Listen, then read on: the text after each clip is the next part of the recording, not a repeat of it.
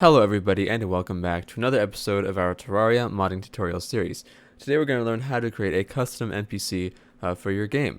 So the first things you're going to need are the actual NPC sprite sheet, the NPC head sprite, which is just the icon for the NPC that you see on the map and on the list of NPCs on the right. So the sprite sheet that I'm using is actually going to be the same one for the Archery Overhaul Archer NPC, because making an NPC sprite sheet is very time consuming because there are a lot of frames and it does take a little bit of some time to get it right perfectly, at least in my opinion. So I'm just going to be reusing these ones for the time being. But let's go ahead and open up our mod sources and let's go into our mod. I'm going to have to make a new folder here because I don't think I actually have an NPC folder in here. So let's go ahead and create a new folder and I'll call this NPCs. Okay. And I'm going to go ahead and save this file into our Riptide mod NPCs, and we'll call this the Archer. We'll just keep the same name. And we'll do the same thing for the Archer's head. I recently had a very strange bug with a sprite where it wasn't saving my PNG locations. I'm not sure why that was. But okay, we saved it in there. So let's go ahead and open up our NPC folder and make sure all of our files are there. So the first one is going to be the name of your actual NPC. So that's why I have this one called Archer. And because this one is the head icon of your Archer, we have to say Archer underscore head. Very similar to how the helmets work, actually. And now we're going to go ahead and we're going to create a new .cs file. And actually, here's a cool little trick for you. If you can't just press new and then create a .cs file, create a text document and call this Archer, and then change the extension to .cs. And there you go. You have a C# file now that you can open with Visual Studio. So we'll go ahead and open that and actually work from scratch here. We'll say using system, because that's very important. We'll say using system.collections.generic. And right now I'm just putting in a bunch of very important namespaces like using Microsoft XNA.framework, using Terraria. Essentially what you're doing by saying using system and using Terraria.id is you're actually accessing certain code bases that have already been created by Terraria. Because if you think about it, how would you ever be able to say like item.damage? Someone actually had to write code so you could do that. And now we have to specify where this file is using a namespace. So we'll say namespace riptide mod dot NPCs, okay, and then some brackets there, and then you can actually see my IntelliSense is working very well there. If I can just press tab and it'll autocomplete that for me. But we'll say public class Riptide NPC mod NPC. We don't actually want to call this Riptide NPC. We want to call this Archer because that's the name of our PNG file and our code file. Okay, now we're going to get to the more interesting parts. So to actually load the head of the NPC, right above the public class Archer, we're going to say auto load head. So it's very similar to how you would make an armor set, or at least the head part of the armor set. Okay, now let's say public override void set static defaults. So very similar to a normal item, you just set our display name equal or display name dot set default. We'll call this Robin. I think that's the default actually for the Archery Overhaul NPC as well. And then just like a normal item, we'll say public override void set defaults.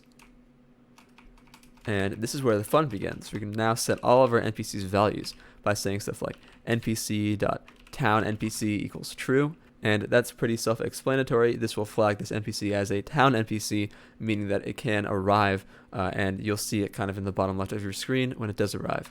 Okay, so npc.friendly equals true. I want to have this NPC be friendly. We're just making a normal town NPC this time, nothing too crazy. We'll just set our width and height to 20. This doesn't really matter too much, but if you really want to get it perfect, you can just go and take a look at the dimensions of your sprite. The npc.ai style. So your NPC does attack, so you have to keep that in mind. The AI style is going to determine the way that it attacks. And the AI style that I'm using here is the same one for the guide, which shoots a bow. But we're going to change the damage and how fast and intense the NPC will shoot. So it's kind of like a better version of the guide's bow shooting. So npc.defense. You can set this to whatever you want. I'm going to set it to a pretty high value because the Archer is supposed to be pretty powerful. and the NPC.max life, or I think it's life max. I'm not sure why, but yeah, there we go. We'll set the life max to 250. That's usually the default, but if you definitely want to change that, you can. If you actually want to make it more unique, let's actually put ours to 300, because every other NPC has a life max of 250, so we can kind of make ours stand out a little bit. And we'll change the hit sound, or not even change it, actually set the hit sound, because we don't have one yet. Sound ID dot NPC hit 1, like that. Okay, and then NPC dot death sound. There you go. Looks like it mostly auto-completed, although we do have to say NPC death, if it will autocomplete. NPC death 1. That's just the death sound for a typical NPC. And then we're going to go ahead and set the NPC's knockback resistance. So knockback resist, we'll set the deal to 0.5. If you couldn't tell, there are a lot of parameters for an NPC. And we're actually going to now specify the amount of frames our NPC is going to have when we animate. So for me, for this Archer NPC, I am using the guide sprite sheet, the same number of frames as the guide. So it has the bow that it shoots in all the different directions, it has the normal walk frames, and then it has the sitting down at a table frame. And if I actually go into my sprite file here, I wonder if I can find them. So that's the running frames right here. And then if I scroll down, you can see this is the one where he's sitting down on a table or a chair. Although I would highly recommend, if you use sprite, to just make this in a GIF format and then export it as a sprite sheet, so that way you can actually set a loop section and see which frames are from the running animation and stuff. But back in the good old days, couldn't really do that. So I also do want to shout out to the Archery Overhaul team, because they actually are the ones who drew and animated this version of the Archer NPC. So a big thank you to them. But anyways, back to this. Main.npc frame count. We'll say npc dot type equals 25, because I think that's the exact number of frames in this right here, if I'm correct. I'll probably check this later, but I'm pretty sure it is 25 if I can remember from when I did this last time. npc id dot sets dot extra frames count, npc dot type. You can see that autocomplete is really coming in handy there. Just save some time. And we're going to set the extra frames count to 0, because we don't have any unique frames for this NPC. And unique frames are just if you want to have some maybe special things that happen or some special attacks. You can set some extra frames and work from there.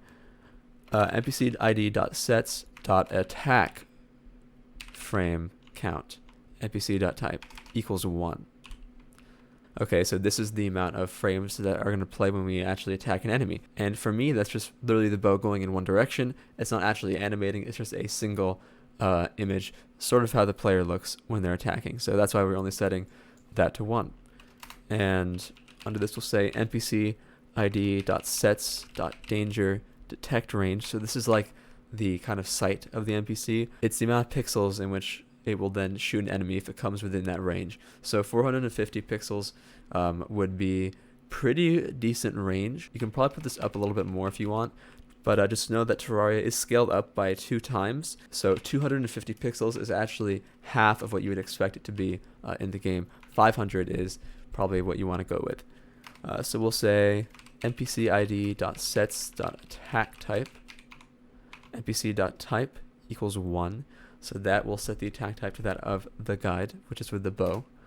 And then the npc id.sets attack time. So this is just like the attack cooldown. At least I think it's attack time. Yeah, it is. Okay. npc.type equals, we'll set it to something pretty fast, like 30. So that's like 2 shots of a bow every second. So that's pretty fast for an archer. npc id dot sets dot attack average chance npc.type equals 10. So every time that your NPC is supposed to actually shoot its bow or attack, it kind of rolls a dice based on what you set this value to. And the greater this average chance is here, the greater the chance that your NPC will actually attack when it's supposed to attack. So I found 10 is a good value for this. I'm not entirely sure how the math works behind this, but if you don't really want it there, I don't think you need it.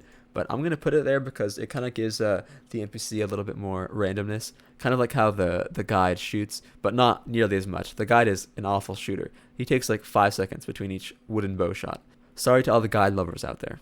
So now we'll say NPC ID dot sets dot hat offset y. So this is a very funny parameter. So when there's a party that's being held by the party NPC, there's a hat that's drawn on the NPC, and this changes the y offset of the hat. So this really doesn't matter almost at all. The chances of you actually seeing this on your NPC are very low, but I'm just gonna set mine to 4 for now. I actually don't even know if that would be the right value because it's such an obscure thing to be testing. But we also set the animation type to 22, and that actually changes the animation type to that of the guide. Okay, awesome. So that's pretty much like the meat of the setting the defaults. But now we actually have to make sure that our NPC can spawn. So here we'll say public override pool can town NPC spawn. So now what we have to do is we have to first loop through all of our players and make sure that they're active. So we'll say for var I equals 0, I is less than 255, I plus plus. And then we'll say player equals main dot player I, like that. Now we have the player ID for basically all of the existing players in the game. And now here's what we can do. Now that we have the player's ID, we can now check their inventory for certain items and set spawning conditions. So we can say for each item in player.inventory, because remember we just actually set our player variable to the type of player. We can now do that. So for each item in player inventory, we will say if item.type equals item type or item ID dot wooden arrow return true. And then at the end of this, we want to return false after that loop there. Because what this method is it is a Boolean method. And when we return false, it means that this town NPC can't actually spawn. So if we do have a wooden arrow, we will then return true, and it will break out of this method, and it will then tell the game that, hey, you can actually spawn this NPC because this player has a wooden arrow in their inventory. And if you don't want to have any of these specific parameters, what you can just do instead is instead of saying for each in inventory, you can just say if player.active return true and just get rid of that code right there. But for now, I'm just going to keep it as it was before because I think having a spawn condition is actually kind of cool. So now we're going to go ahead and return a list of the names this NPC can have. So we're going to say public override list or set NPC name list. It's quite a strange name for the method, but that works just fine because it returns a type of list, which is I think this is new to 1.4 actually. But here's what you can actually do, which is pretty cool. You can say return new list string, okay, like this, and then say, what's like a cool name for this NPC? We'll just call this like maybe Orion, Apollo, and then Robin. Just like that. And we can put a semicolon right there. And I'm not going to explain what a struct is for those of you who are unfamiliar. So I definitely recommend maybe taking a look at that elsewhere, because that's essentially what this is doing here, is just we're creating a list of strings here in a struct, and we're returning this, and we're just returning this list to this method here. And for the syntax for this, just make sure that after each name that you add, so if I wanted to add like another name, make sure there's a comma after the name, and then for the last one, make sure there's no comma, because that will tell the computer that, hey, this is the end of the list. Okay, awesome. I'm getting rid of the name Hera because that doesn't make any sense. Okay, now that our NPC has some names, we're going to go ahead and specify the chat buttons. So stuff like the shop, we're going to initialize that now. So we'll say public override void set chat buttons. Okay, I love pressing tab. It really helps a lot speed up the process. We will say button because that is a new thing we can access now, a new argument we can access. Button equals shop. So that's now the text of the first button. If you want to have a second button, maybe you want to have two shops. I don't know, maybe you could do that if you wanted. You could say button 2 equals this is the second button. I'm not going to do anything with the second button, but I'll just change the text so you can see it in the game when we run it. And underneath this, we're going to say public override void on chat button clicked. So this is what's actually going to happen when we click the shop button. And we'll say if first button. So if we click the shop button, which is our first button, we will open shop, or I think it's shop equals true. Yeah, because we have the ref bool shop right here. Okay, awesome. And now next thing we're going to do is actually set up the shop. So public override void set up shop. And what do we want to put here? So we'll say shop.item, and we're accessing arrays here. So shop.item next slot dot set defaults, and we can add now certain items to the shop. Item ID dot wooden arrow. Then for the no mat check, false. Okay, and that should actually add that item to the shop already. And then we actually have to go to the next slot of the shop. So it'll say next slot plus plus, which is also a parameter when we overrode this method. And so if you want to add more items to your shop, you can just kind of copy and paste this and then change the item ID to maybe wooden bow. And let's just give it a platinum bow because why not? So I haven't actually tested this yet, but if you want to change the value of a specific item in a shop, you can say shop.item next slot dot value equals the number of coins you want this item value to have. So let's just give it, for the wooden arrow, something like 5 copper coins for 1 arrow, which is actually pretty expensive. Let's actually set it to 1. But for stuff like the tin bow, maybe you want to set that to a value that's something maybe greater than 1 or the default value. So let's set that to like 5 silver. So we'll set it to 500 copper coins. And it's probably a good idea to also comment this stuff out if you have a lot of items in your shop. So you can say stuff like, this will be the wooden arrow right here, and then this will be the wooden bow. But yeah, also make sure to format everything correctly so that way you don't get too confused, because it is important that you can keep track of all of your code. And one last thing is, if you actually want to specify, like if you want to only get this item after you've defeated a boss, you can say something like if NPC dot downed boss 1, and this is the boolean that checks if you've defeated the Eye of Cthulhu. So maybe you only want to be able to buy the platinum bow once you've defeated the Eye of Cthulhu. I don't know why, because it's a pretty easy item to obtain, but that's how you can check for certain boolean variables, or if you've defeated a boss or not. Okay, now that we have the shop set up, we're going to go ahead and add some chat options. And I know we're almost done. This is a very, very long video, and I'm sorry for all of you who maybe were expecting something a little bit more simple, but we're going to do it right this time. So we're going to say public override string get chat.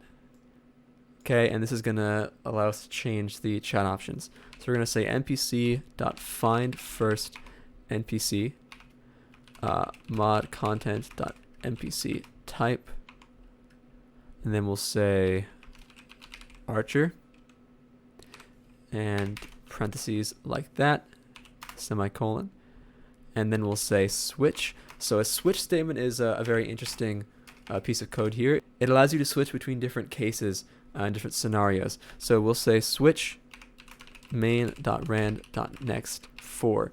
And the reason we're saying that is because we want it to choose a random chat every time that we interact with the NPC. So now we'll say here case 0. So this is probably new for you. So just follow along closely here. And then we're going to say return, and then the first description of the NPC. So when we chat with him, what do we want the NPC to say? Something like, if you're a gunslinger, you can see yourself out. And then we'll say case 1, return, this is the second case, semicolon, and then case 2. And then make sure that after this, it's not a semicolon, it is a actual colon. So be careful of that. And then we'll say return, this is the third case. Just because I don't want to come up with long descriptions for each one of these. And then we also need to have a default case. So if for some reason something weird happens and it doesn't actually get one of these cases, we have to return a default case. And for this default one, we'll just return this is the default case. And period, semicolon. And we'll actually change this from 4 to 3 because we don't actually have 4 cases here. We only have 3. Okay, that's the chat down. I promise you we're almost done. I can already see we're going down to 120 lines of code here. We're going to say public override void town NPC attack strength, not shoot. Town NPC attack strength, like that.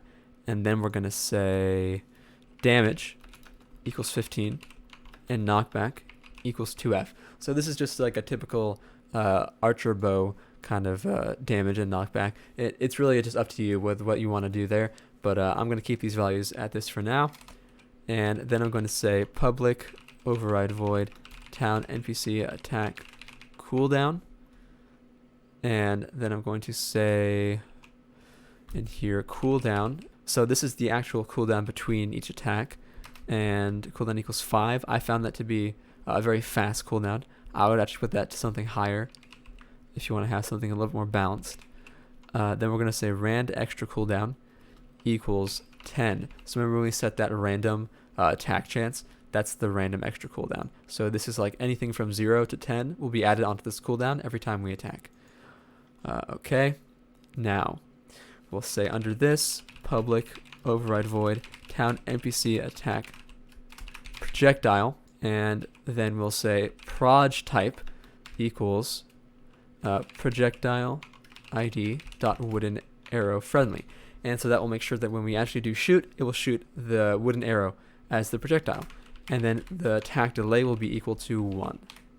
Okay, and then under this we're going to say public override void town NPC attack proj speed, and press tab with that. If you don't have IntelliSense, I would recommend getting it, but if not, you can just straight up copy these parameters in here. It's just nice to have the autocomplete on, so you don't have to manually type them. And then we'll say multiplier equals 7f. So you can probably guess what that does. That's just the actual shoot speed of the projectile. And finally, we're finally there. Public override void on kill. This is the hook that's run when our NPC dies. We can do stuff like drop loot here. We can say item.new item npc.get source death. If it will autocomplete there, I really like having it autocomplete. Get source death, and then npc.get wrecked. So that's the hitbox that we're creating the item over.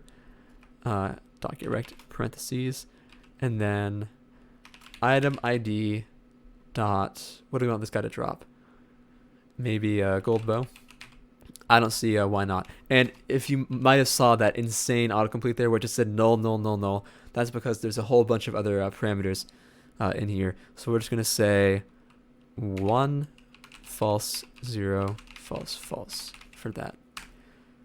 Okay, we are finally done coding our NPC, but here's the problem now. We just wrote about 150 lines of code, and chances are when you write that much code without testing it or building it, that there's probably going to be an error somewhere, even if you think you did it right or followed a tutorial. That's just kind of the nature of coding. So we're going to go ahead and open up Terraria and try and build our mod. Let's see what happens. Surely you're going to get some errors.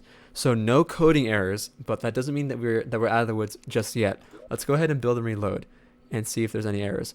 Okay, so a recipe group with the name any iron bar does not exist. That's not even an error with the code of our NPC. That's an error with the code of something else. Let's quickly check that real quick. In our gel pickaxe, any iron bar doesn't exist anymore. It's actually just iron bar. So that is an error from when I was probably converting it to 1.4. So let's try and build and reload this again.